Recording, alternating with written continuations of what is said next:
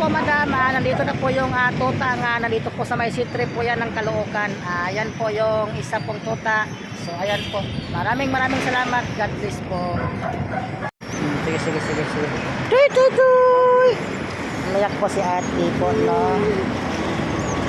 Dahil nga love na love po niya yung tuta. Ay, nakita ng nanay. Oy, dito.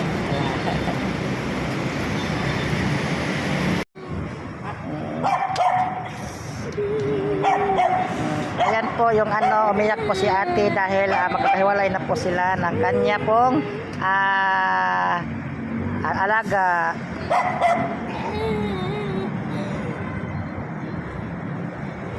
So maraming salamat po. God bless. Maraming salamat sa mga manonood nito. Si Mama Dog walang alam.